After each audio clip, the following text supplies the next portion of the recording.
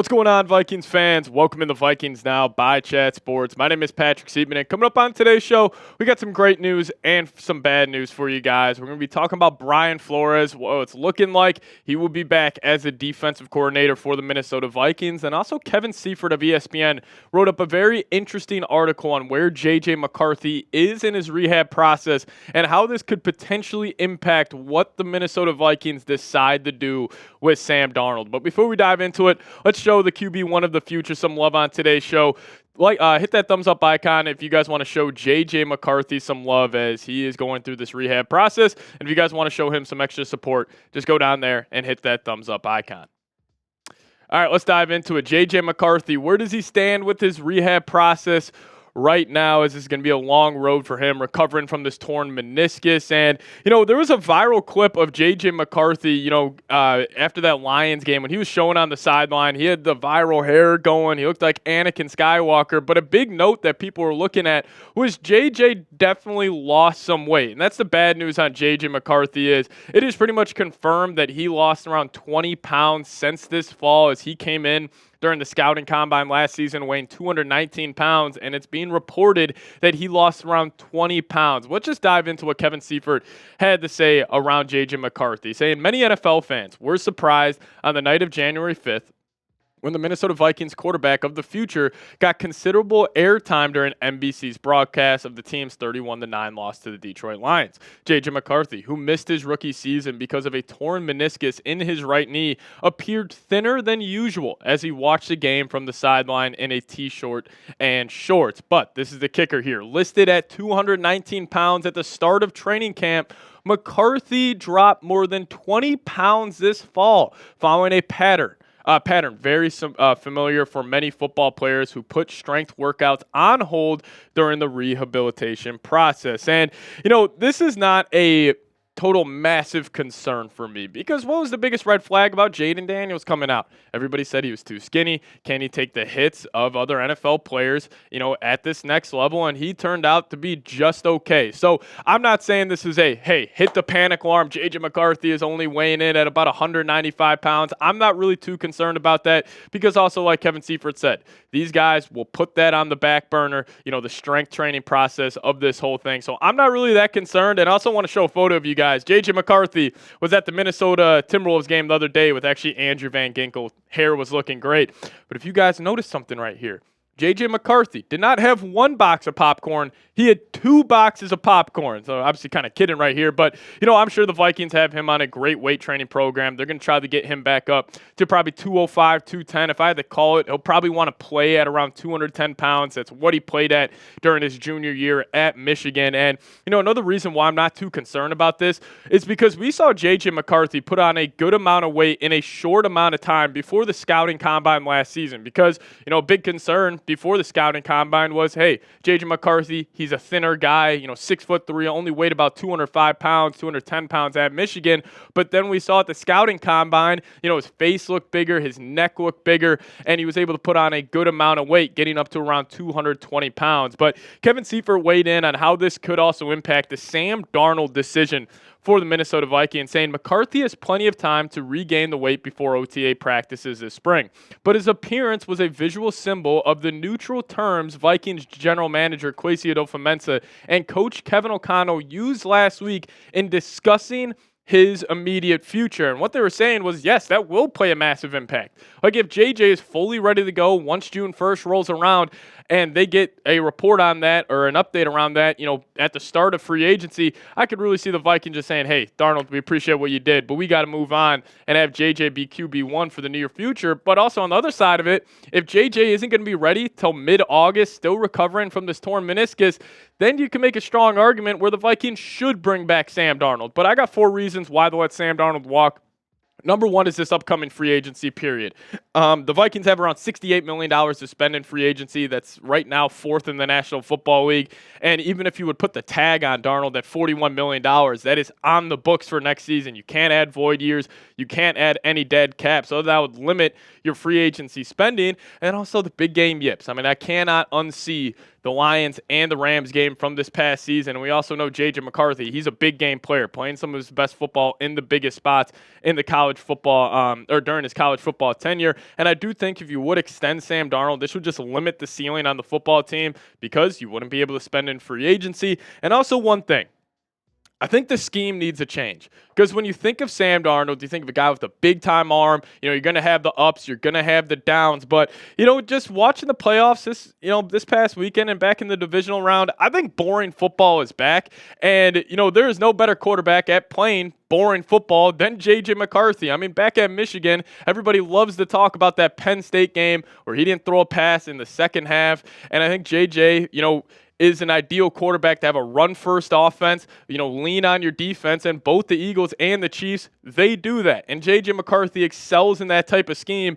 where a Sam Darnold scheme, like we saw this past season, you want to have an air raid attack. You want to have Jefferson going for over 1,500 yards. You want to have Addison, closing in on 1,000 yards on the season. But I think a winning formula corresponds better with J.J. McCarthy's play in comparison to Sam Darnold. But I'll ask you guys this. Pick a quarterback for me.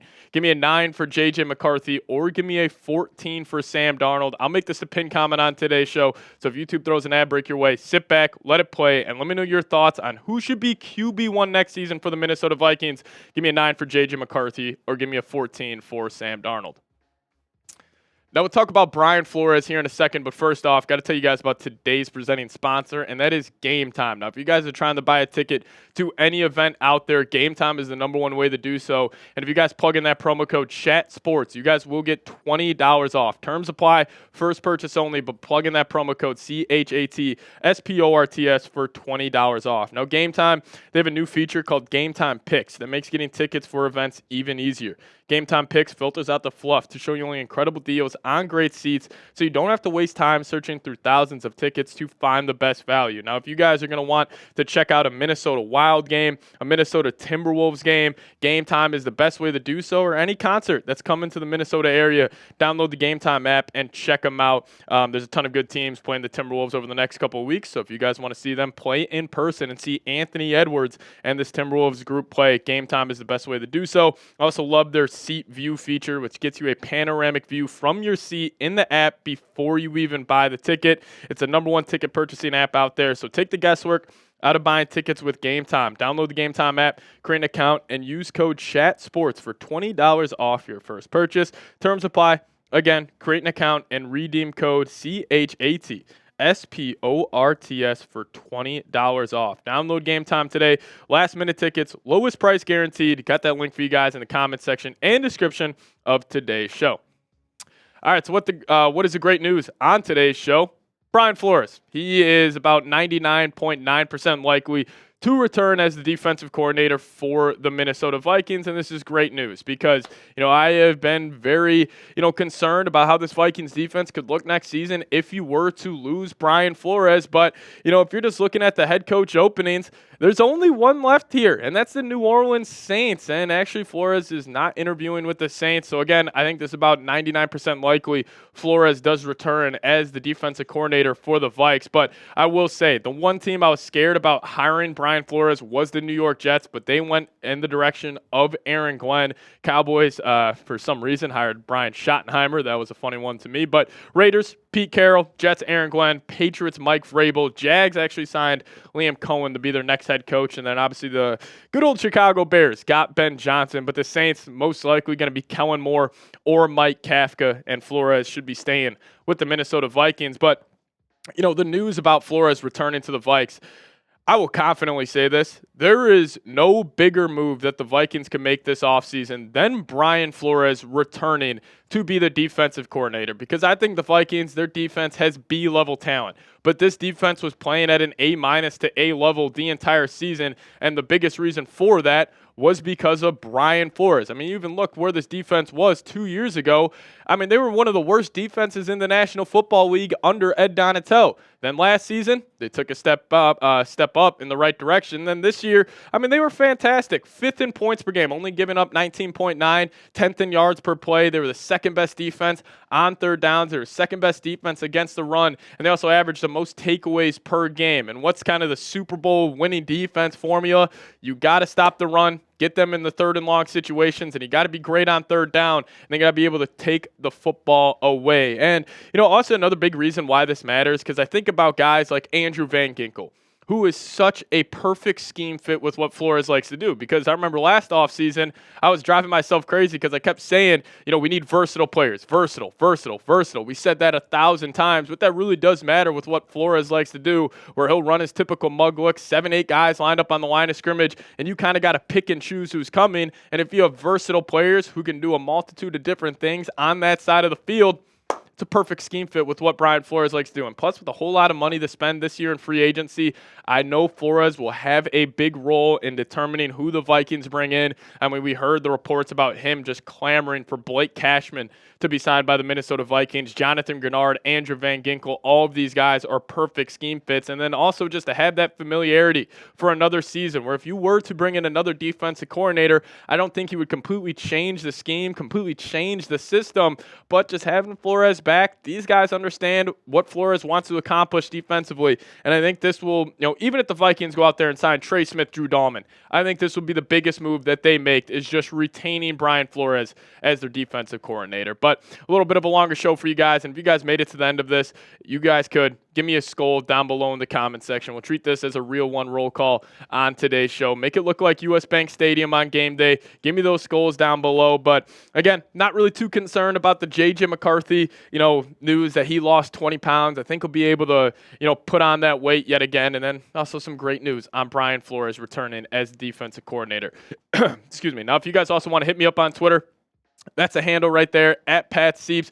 Give me a follow over there, and I'll give you guys a follow right back. I got that link for my Twitter down below in the comments section for you guys as well. But I really do appreciate all of you guys for watching today's show. Hit me up on Twitter, and we'll see you guys next time. As always, Skol Vikes.